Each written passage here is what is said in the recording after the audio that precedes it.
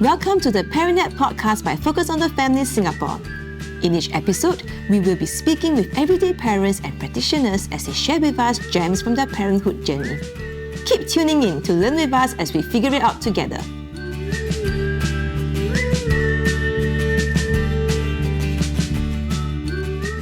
Hello and welcome to the ParentNet podcast. My name is Aaron and I'm your host for this episode. When it comes to young children and mealtimes, often joy isn't the natural emotion that comes to mind. We as parents can often get frustrated and impatient when our children are not eating well. Here in our studio is Cheng, a mother of one and a staff of Focus on the Family Singapore. Welcome to the ParentNet podcast, Chelsea. Share with our listeners a little bit about yourself. Hi everyone, I'm Chelsea and my husband Jason and I have been married for 6 years. We have a 3-year-old boy, Nathanael, and we're expecting our second child this December. Congratulations on your number 2. Maybe to start us off, right, can you describe one typical mealtime struggle that you may have with your son, Nathanael? I previously wouldn't have called this a challenge because I thought it was quite a norm. But basically, ever since my son started eating solids, usually around 6 months, they start eating some sort of puree. Then we have always been feeding him first before the adults came together to have their meals. Because my husband and I believe that we should still have our meal times together as husband and wife. And on top of that, we are very particular about mess. So it's very common to see us with a roll of toilet paper wiping up any food spillage. My boy was quite picky about his food initially. He will spit the food onto the table and even the floor. Or even up to now, he will intentionally spill his cup of water or bowl of soup onto the table and floor and to make a puddle. So the concept of eating together as a family seemed impossible because how could any of us even look away for a few seconds without him making a mess? So we were very frustrated at his behavior, but we continued to persevere in feeding him, and we instilled practices such as not having any toys around the dining table, of course no devices, and we even didn't let him leave the high chair until the meal was over. But this couldn't last long because as the kid grew older, he also was more aware of his surroundings, and he started to observe that grandma was watching TV in the living room, which is just right beside him. So he was subconsciously conditioned that mealtimes means he can watch television, and he started asking for the TV to be turned on even when grandma is not watching the show. So my husband and I tried to discourage his mom from watching the TV during Nat's mealtime, but this didn't work out. What made things worse was when we went on a vacation earlier this year, we actually gave in and allowed our son to watch videos on our phones during mealtimes so that we could catch up with our friends. And when we came back home to Singapore after the trip, it was even more challenging to have a screen-free meal from then on. So that's when I realized that it is becoming a challenge, something that we didn't realize in the past because it's quite a common sight to see other children on their devices when you're eating at restaurants or hawker centres. So I can hear you say that it started out from him being a picky eater at first, and then for you all to start to adapt to him, but he became accustomed to having a device during mealtimes as well. And that is also, in a sense, a distraction, but yet at the same time, he is also not completing his meal. Can I say that he's less messy now though? It depends who's the one defining what is messy. Like for me, I would say he has improved, but my husband is still quite particular. Our son also grown older. Now he's already 3. The way he can angle the food and put it in his mouth without spilling as much of the spoon has improved a lot. These days, I can trust him to scoop the sauce onto the spoon himself without it spilling over. I guess that at least lowers a bit of your frustration for him to be eating.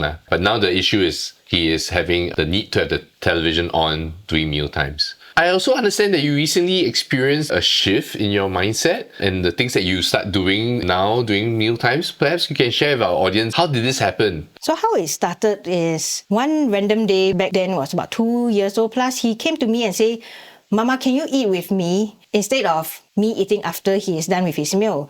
So that's when, he made a request. So I just started to eat with him, and that's where we realized that he didn't want to be eating alone every night by himself. He actually wanted companionship, more people to be eating with him, which kind of makes sense to me because in school we always check in with his teachers, and the teacher says that there's no issues with him eating. He will eat double serving some more. So we realized that having him to eat together with us could help him improve his appetite as well. Something that I've heard before from other sources, like even through dietitians at the hospital when he was much younger. They say that eating as a family can improve the appetite of your children. But I never connected the dots how this could boost one's appetite until I tried it. But trying it doesn't mean it was a screen-free or mess-free meal, because most times now I have my plate in front of me, more for visual purpose to make it look like I'm eating with him, but actually half the time I'm still spot checking on him and making sure he doesn't make a mess. And by the time it's my turn to eat, the food is already cold, the soup is not warm anymore. And at some point I was really dreading meal times and was just going through the motion of making sure that his basic needs were met. It was around this same period at work where I was assigned to a project called FamJam, which aims to help families rediscover the joy around mealtimes. And this involves sharing stories of messy memory over a meal, or curious chatter, or wholesome moments that families had at the table. I resonated with this topic very much, and during the process of research and development, I had the opportunity to hear stories from other families sharing their mealtime challenges as well as their achievements. Now, this made me realize that I'm not the only one having mealtime challenges, and I'm not the only family that desires to have better mealtime outcomes. Like, we all desire to not have the mobile phones or the screens on at times, but we are having the same challenge. How do we actually get to that achievement? And hearing such stories actually encouraged me to start making a difference at home. So one day after dinner, while Nathanael was having his favorite mango yogurt, I actually noticed that he was up to something cheeky. My instinct was to stretch out my arms to grab his spoon away from him, but I chose to pause intentionally and see where it was leading to. He went on to smudge a spoonful of yogurt all over his lips, and then he said, "Mama, I'm a cat, I can meow." He proceeds to use his hands to spread the yogurt all over his cheeks. We ended up both laughing over what had just happened, and we had just transformed a messy moment into a joyful moment. Well, this is really something that I can also resonate with, because I have a 3-year-old. And, this thing about yogurt, right? They actually did this in school, and experimenting and touching the texture of yogurt and placing it all over their faces. And this is what my son did as well. He used yogurt and he smeared it all over his face. And I think it's something that, as a young child, you don't know that it's actually food, but yet at the same time, it's something that it can be a fun thing, right? It is enjoyable to them, the sensation of it on your skin. And I can imagine you and Nathanael at that point in time.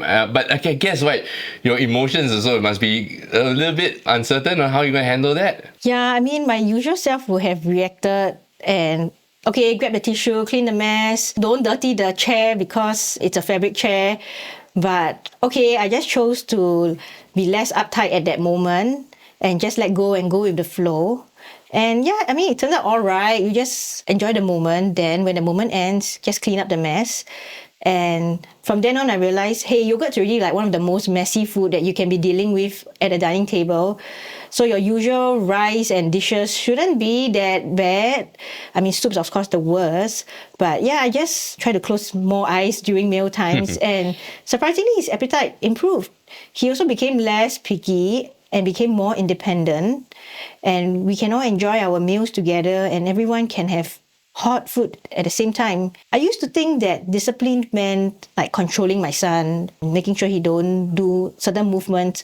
But I've come to learn that discipline can also mean trusting my child, that he is learning even through the messy moments. And that's so good, I think that's what we parents are also experiencing. We are learning through these messy moments, learning self-control, learning how to handle or react to our child when we see something like this, and not jump in at the first instance, right? Just being able to let them navigate also how to handle themselves. Interesting, right? To hear your journey, it seems to be like an up and down journey at the moment. And sometimes for us as parents, progress is rarely seen or achieved in a straight line. Yeah, we don't necessarily see it happen every day. It probably needs over a certain period of time, like a routine of sorts. Can you share with us how do you keep going, even though it's been a challenging day, or for that moment, it could be so frustrated, right? But yeah, at the same time, how do you keep going? I think one way that helps me keep going is to rally more people to help, because previously my husband and I were the only ones that handled my son during meal times. We were quite insistent that we didn't want other family members to come in and help. Otherwise, there will be different mealtime habits introduced to him, especially like, for example, grandma will just give in and turn on the TV for him to eat. But there are days where we are just so tired after a long day of work, and we know that we're just going to end up snapping at him over the dining table. So we decided to just rally additional help, such as getting other family members involved. For example, my mom will come by maybe once a week to have dinner with us. My helper also will step up and help around. And this has actually helped our mealtime environment become more wholesome. At the end of the day, it's about not really worrying about the process of how the food was being eaten, but as long as the food on the plate is finished, it's in the stomach, we chose to be less restrictive about how he ate it. And I'm even surprised that my own mom actually managed to interest my boy to try some glass noodles. So we call it tang hoon, that was cooked with some vegetables.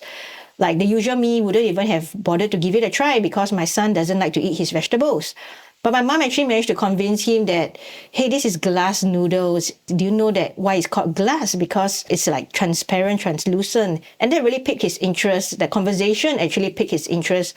And he actually loves eating glass noodles these days. It's an achievement because that's something that we cook with vegetables, which please, he wouldn't even try it. And now he is eating something that is cooked together with the vegetables. Now he's experimenting, he's trying new things. How about yourself? Are you experimenting in the way you parent him these days? Are you trying different techniques, perhaps regulating your emotions? How do you do that? Actually, I would think that in the past, I didn't really have any specific parenting model that I used, but I went to look up about it, and then I realized that having a change in perspective is actually very important for us as parents, and knowing that a frustrating moment is a learning and growth opportunity for our children. So we cannot shortchange our children by always cutting them off and correcting them and disciplining them through scolding.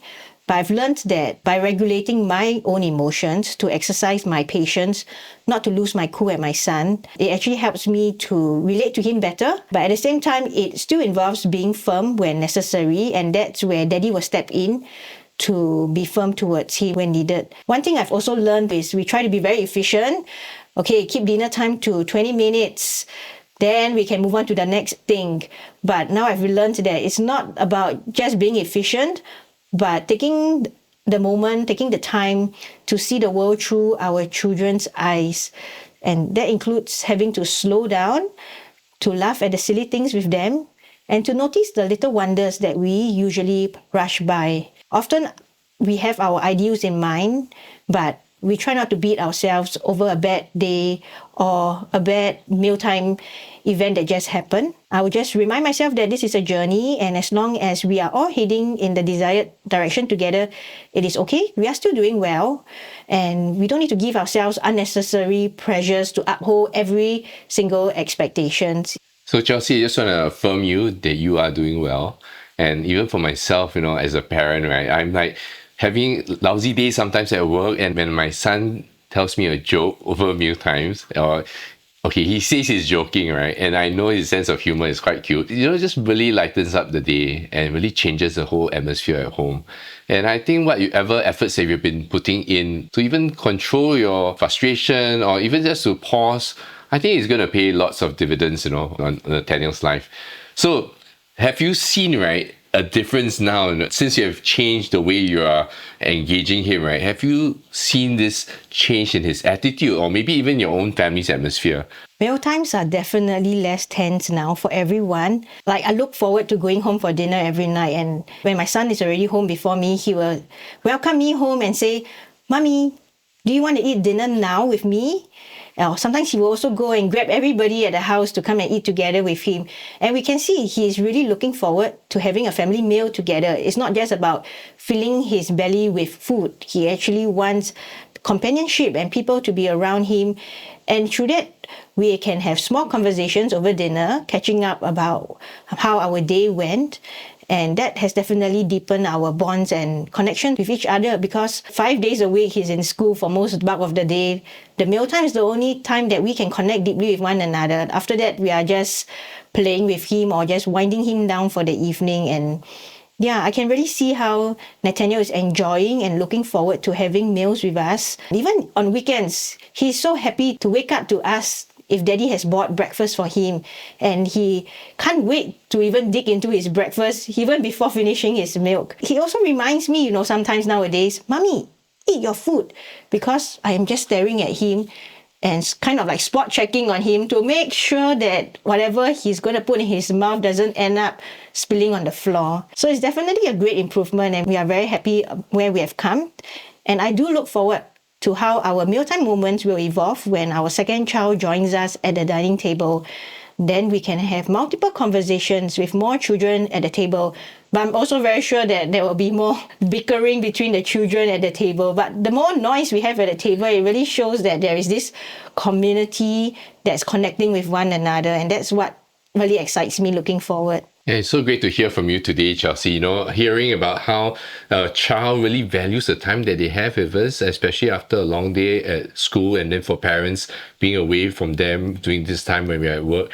But just having these moments where we can just connect, share about our day, just being in each other's presence and company, I think it's something very precious. It's also very inspiring to know that your efforts are paying off, in creating this fun and more relaxed family atmosphere. It's something that I think Nathanael will always remember. These are going to be core memories for him, and likewise when your number 2 comes around, I think these will be precious memories for the family.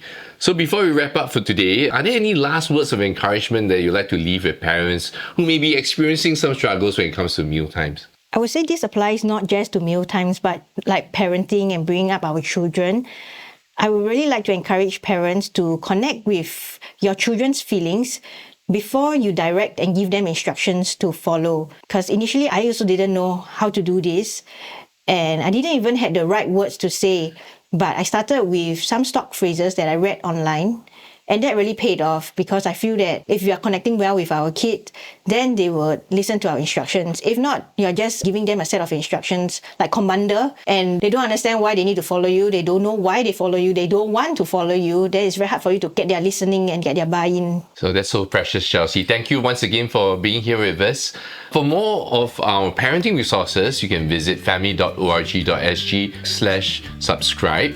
If this episode resonates with you, hit a follow to stay connected, and leave us a review or share it with a friend or your community. And that's it for today. Do keep tuning in to the ParentNet podcast to learn and to grow in your parenting journey.